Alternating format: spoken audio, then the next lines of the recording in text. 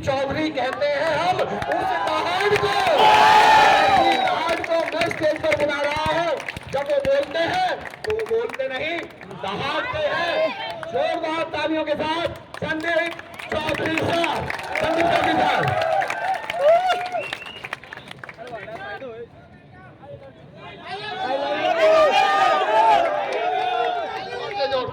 I love you, I love you, I love you, I love you,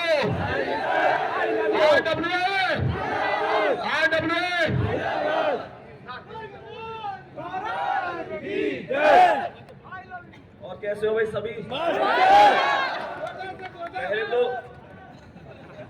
पहले तो सभी को बहुत सारा धन्यवाद। मतलब उम्मीद से ज्यादा प्यार यहाँ देखने को हमें मिला। हमें ऐसी उम्मीद नहीं थी कि इतनी ज्यादा संख्या में आप लोग मिलेंगे। तो सबसे पहले बहुत बहुत प्यार आप लोगों को। और मैं बीच में तुम्हें एक छोटी सी चीज और बताना चाहूंगा जो आज तक शायद मैंने अभी तक YouTube पे कभी बताई भी नहीं है। कि यूं तो हम लोग उत्तर प्रदेश जिला बुलंदशहर से हैं, लेकिन मैं तुम्हें बता दूं कि जब हमारे परदादा थे वो भरतपुर राजस्थान से ही थे।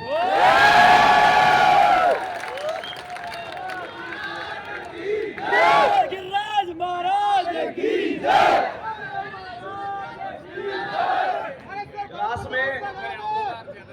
क्लास में जब मैं पढ़ाता हूं तो बालक कमेंट भी करेगा, सर आप राजस्थान से हो क्या? तो हल्की सी ट्यून तो मिली जावे। तो बाकी जैसे धर्मेंद्र सर ने कहा था कि भाई पड़ोसी वगैरह पे ज्यादा ध्यान नहीं देना, ये सारी चीजें, तो उनसे तो बस एक बात कह दो कि जो ढूंढ लेते हैं मुश्किलों में भी साहिल को, जो ढूंढ लेते हैं मुश्किलों में भी साहिल को, वो कभी सिरफिरी लहरों में खो नहीं सकते। और पड़ोसी तेरा वजूद है क्या, हमें तो सातों समुंदर भी डुबो नहीं सकते। सबसे पहले तो जो चीज आपके अंदर है वो सबसे बड़ी चीज है आत्मविश्वास। जब आपके अंदर आत्मविश्वास है तो दुनिया की कोई ताकत तुम्हें हरा नहीं सकती। रही बात एक दूसरे को गिराने की, तो भाई कोई भी माता पिता या कोई भी पड़ोसी ये नहीं चाहेंगे कि तुम उनकी औलाद से आगे चले जाओ। यहां पर चीजें छीनी जाती हैं, अपने अधिकार मांगे नहीं, छीन लिए जाते हैं। और दूसरी चीज, ये कंपटीशन का क्षेत्र है। मैं अगर आप लोगों से कहूं कि भाई आप लोग अगर मान के चलो 10वीं 12वीं के स्टूडेंट होते, जैसे बहुत सारे बच्चे पूछते हैं सर मेरे इतने नंबर है क्या सिलेक्शन हो जाएगा? अगर आप 10वीं 12वीं के स्टूडेंट होते तो हम आपसे कहते कि हाँ, अगर आपके 33% है तो आपका सिलेक्शन हो जाएगा। मेरे भाई यहाँ कड़वी सच्चाई ये है कि यहाँ आपका सिलेक्शन 40 पे भी हो जाएगा अगर दुनिया के 40 से कम है तो, और यहाँ पर आपका सिलेक्शन 99 पर भी नहीं होगा अगर दुनिया के 100 है तो। Yes sir. डिपेंड करता है कि जिस कंपटीशन में आपने फॉर्म भरा, आपने एग्जाम दिया, आपके साथी विद्यार्थियों ने उसमें कितना स्कोर किया है। मैं बस आपसे एक बात कहूंगा, जब मौका मिला है तो निश्चित रूप से मौका खाली नहीं जाना चाहिए। प्यारे बच्चे, किसी ने कहा है माता ना जनेगी रोज तुम्हें, माता ना जनेगी रोज तुम्हें, ये दिन भी रोज नहीं होगा, तलवार उठेगी रोज नहीं, ये रण भी रोज नहीं होगा। मिलती ना जवानी भिक्षा से, तलवार मिली कब मांगे से, प्राणों को त्राण मिला ना कभी, यूं पीठ दिखाकर भागे से। बिन मांगे मोती मिलते हैं, मांगे से भीख नहीं मिलती, मरने को दुनिया मरती है पर रण की मौत नहीं मिलती। क्या बात है, जबरदस्त। मैं तुम लोगों से बस एक चीज कहूंगा, तुम किसी के लिए पढ़ो मत पढ़ो। मेरे दोस्त, एक चीज और मैंने एक बार देखी, अभी की बातें लगभग मुझे लगता है कि 1 महीना हुआ होगा। एक स्टूडेंट की मम्मी का फोन आया था मेरे पास। मैं तुम्हें ये चीज भी कह के जाऊंगा, पता नहीं कहनी चाहिए या नहीं कहनी चाहिए। एक स्टूडेंट की माता का फोन आया, वो परिचित थी, उनका बच्चा पढ़ा था, तो उनका फोन आया, वो बोली कि बेटा हमारे बच्चे को बस एक बात समझा दो कि वो हम जैसे कभी उसको डांटते हैं ना, तो वो कभी तो घर छोड़ के जाने की धमकी देता है, कभी मरने की धमकी देता है, कभी ये सारी चीजें। एक चीज सोच के देखो क्या गुजरती होगी उन माता पिता के ऊपर। मैं तुम्हें यहां पर एक छोटी सी कहानी बताता हूं। एक पिता और उनका बच्चा घर की छत पर एक पतंग उड़ा रहे थे। तो जब वो पतंग उड़ा रहे थे तो बच्चे ने पतंग उड़ाते देख अपने पिता से कहा कि पिताजी अगर हम इस जो ये रील है, जो धागा होता है ना उसका, कि अगर हम इस धागे को पूरी तरीके से खोल दें तो निश्चित रूप से ये पतंग और भी ऊंचा उड़ सकती है। तो पिताजी ने कहा बेटा बस इतनी सी बात। तो पिताजी ने रील जो धागा था वो पूरा खोल दिया। निश्चित रूप से पतंग बहुत ऊंची उड़ी, लेकिन वो कुछ क्षणिक समय के लिए और फिर वो नीचे आके गिर गई। मैं तुमको एक बात बताना चाहूंगा, इससे हमें एक शिक्षा जरूर लेनी चाहिए कि ये जो हमारे घर के अनुशासन है, गुरुओं की फटकार है, माता पिता का डर है, ये कहीं ना कहीं हमको गलत रास्ते पर जाने से हमेशा रोकता है। हमें उनकी भावनाओं को समझना चाहिए। ये नहीं है कि तुम उनको धौंस देने लग जाओ। इस चीज को समझो, कोई माता पिता ये चाहता है कि तुम जिंदगी में कामयाब ना हो? No sir. बताओ मुझे।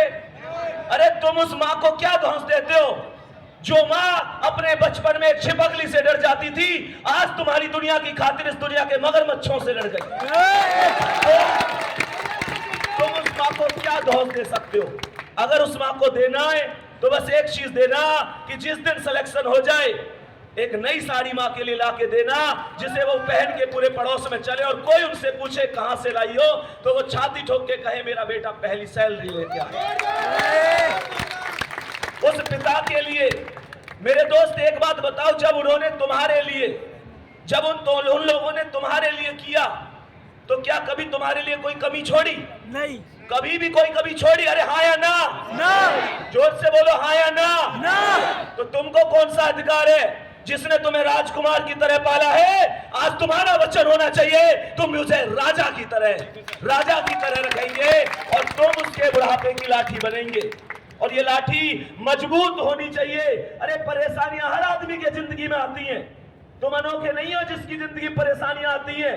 तुमने क्या परेशानियां देखी हैं? कभी अपने किताबों के झोले को उस बच्चे के झोले से मिलाकर देखना जो बच्चा मात्र 10, 14, 15 साल की उम्र में सुबह को कूड़ा बीनने के लिए जाता है। कभी उससे तुलना करके देखना जो जिंदगी तुम जी रहे हो, उस जिंदगी को जीने के लिए भगवान के सामने दिन रात हाथ जोड़ते हैं लोग। क्या बात है सर। प्यारे बच्चे, कोई परेशानी आए तुमको झुकना नहीं है। बस एक बात याद रखनी है, सिकंदर किसी हालात के आगे नहीं झुकता। तारा टूट भी जाए तो जमीन पर नहीं गिरता, और गिरते होंगे हजारों दरिया समुंदर में, पर कोई समुंदर किसी दरिया में नहीं गिरता। बचनी होगी। और लास्ट में बस एक ही बात कहूंगा, क्योंकि हमारे पास अभी आप लोग समझ सकते हैं कि हम सब मिलकर 12 मिलियन का एक सेलिब्रेशन भी करेंगे। और प्यारे बच्चे, लास्ट में एक चीज कहूंगा, कोई मंजिल नहीं जचती, सफर अच्छा नहीं लगता। कोई मंजिल नहीं जचती, सफर अच्छा नहीं लगता। अगर घर लौट भी आऊं तो घर अच्छा नहीं लगता। करूं मैं कुछ भी दुनिया को तो सब अच्छा ही लगता है, पर मुझे तेरे बिना ये वर्दी अब कुछ अच्छा नहीं लगता। तो बस यही कहूंगा, मेहनत करते रहो। माता पिता से कभी बैठकर बात किया करो, क्या उनके सपने हैं।